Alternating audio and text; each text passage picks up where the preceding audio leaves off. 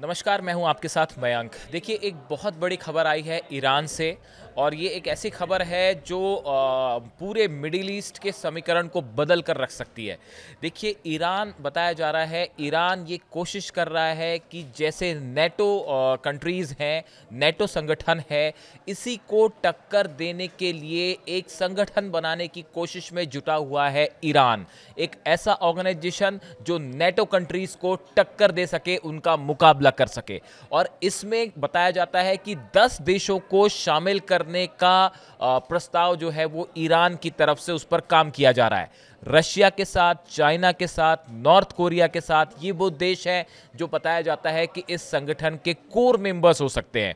देखिए, अभी हमने देखा जिस तरह से पहले रूस के विदेश मंत्री नॉर्थ कोरिया गए, नॉर्थ कोरिया में उनकी किम जोंग उन से लावरोव की मुलाकात हुई। उसके बाद वो फिर चाइना आए, जहां एससीओ की बैठक होती है। वहां पे ईरान के विदेश मंत्री अब्बास अराक्ची भी पहुंचे थे। वहाँ पे रूस के विदेश मंत्री भी थे, चाइना के विदेश मंत्री की भी आपस में बैठक हुई, मुलाकात हुई। बताया जाता है कि इस बैठक में इस नए संगठन को लेके बड़े विस्तार से चर्चा हुई है, ऐसा कुछ एक्सपर्ट्स बता रहे हैं। और ये प्रस्ताव जो है वो ईरान की तरफ से आया है। ईरान का कहना ये है कि देखिए, जिस तरह से अभी ईरान पर पीछे हमले हुए, उस समय ये बात एक सबने महसूस की, ईरान ने भी महसूस किया कि एक ऐसा संगठन होना चाहिए जिसके सदस्यों पर अगर किसी पे भी हमला होता है तो बाकी सदस्य उसकी मदद के लिए फौरन खड़े रहें, जैसे कि नेटो कंट्रीज में होता है। नॉर्थ अटलांटिक ट्रीटी ऑर्गेनाइजेशन जो है, नेटो में जितने देश हैं उसके नियमों के मुताबिक किसी भी उसमें से एक देश पर अगर हमला होता है तो वो सभी देशों पर हमला माना जाएगा और वो सब उसकी मिलिट्री सहायता करते हैं। ईरान चाहता है, ईरान की ये प्लानिंग है कि ऐसा ही एक संगठन बनाया जाए जिसमें अगर किसी भी देश पर हमला होता है तो बाकी के सदस्य उसकी फौरन मदद को खड़े हो जाएं, चाहे वो चाइना क्यों ना हो, चाहे रूस क्यों ना हो, चाहे नॉर्थ कोरिया क्यों ना हो। और इसके लिए एक 10 देशों की सहमति बनाने की कोशिश की जा रही है। खबरें ये भी हैं कि रूस इसके लिए तैयार हो गया है, चाइना भी इसके लिए तैयार है और नॉर्थ कोरिया तो ईरान की मदद के लिए पहले से खड़ा हुआ है।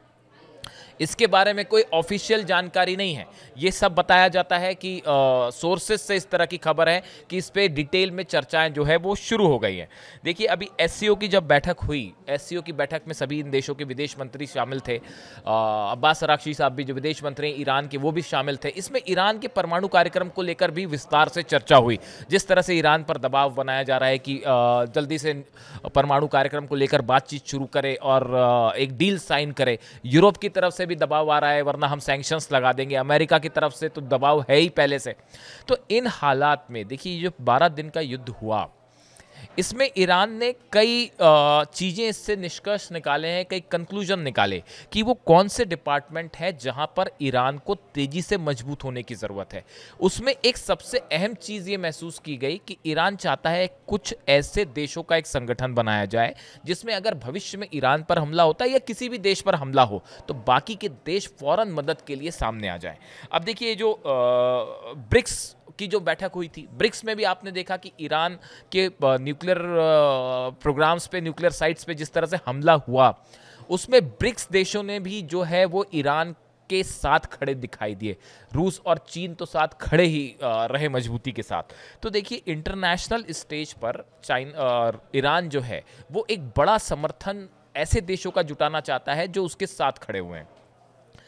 अब अगर नेटो की बात करें, देखिए नेटो जैसा संगठन क्यों ज़रूरी है। नेटो जो है, इसकी स्थापना जो है अप्रैल 1949 में हुई थी। नॉर्थ अटलांटिक ट्रीटी ऑर्गेनाइजेशन, उस समय यूएसएसआर था जो अब रूस कहलाता है, उसके साथ कोल्ड वॉर शुरू हो चुका था अमेरिका का। अमेरिका एक ऐसा संगठन बनाना चाह रहा था रशिया के खिलाफ जो यूएसएसआर था उस समय, जाकि ज़रूरत पड़े तो वो उसके साथ मजबूती से खड़ा रहे। इसमें फ्रांस है, यूनाइटेड किंगडम और अमेरिका जो है इसके फाउंडर मेंबर्स हैं और तीनों न्यूक्लियर स्टेट्स हैं। ये नेटो जो है, हमेशा से आप देखें जब भी कोई वॉर हुआ, चाहे वो इराक में हो, अफगानिस्तान में हो या कोई भी वॉर हुआ, उसमें उसका अहम रोल हमेशा रहा नेटो फोर्सेस का। इसी तरह से ईरान की प्लानिंग है कि ईरान ये चाहता है कि ये नेटो फोर्सेस को काउंटर किया जाए और काउंटर करने के लिए एक संगठन बनाया जाए। अब इससे फायदा क्या होगा?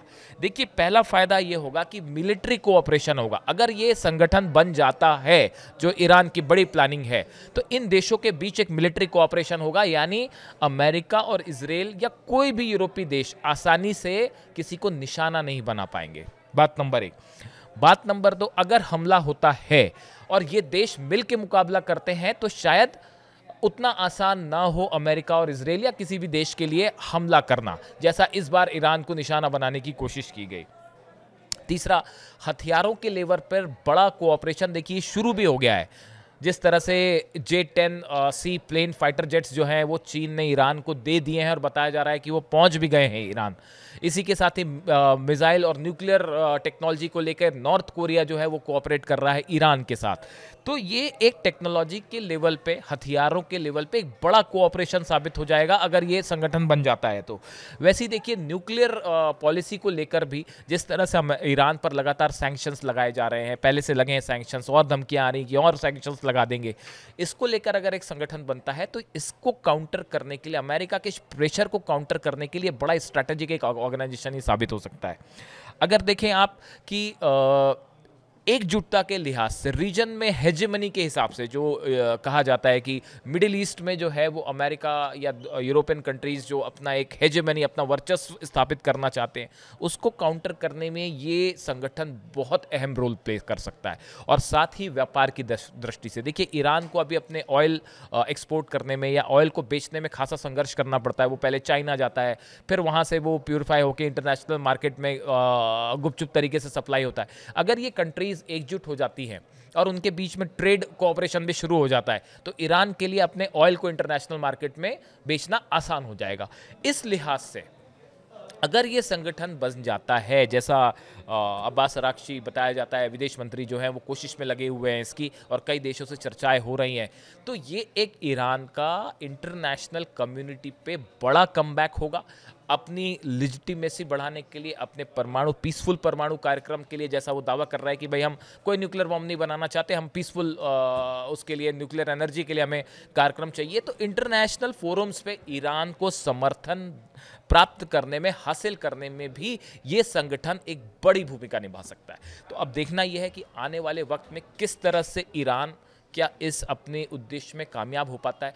चाइना कितनी मदद करता है, रशिया कितनी मदद करता है, रूस और अमेरिका के बीच में भी आजकल संबंध ठीक नहीं चल रहे हैं। इस लिहाज से भी रशिया शायद ये चाहे कि ये कंट्रीज एक हो जाती हैं अगर, और एक संगठन बताती हैं, तो वो नेटो का मुकाबला कर सके। इससे जुड़ी कोई भी खबर होगी हम आप तक पहुंचाएंगे। Thank you so much.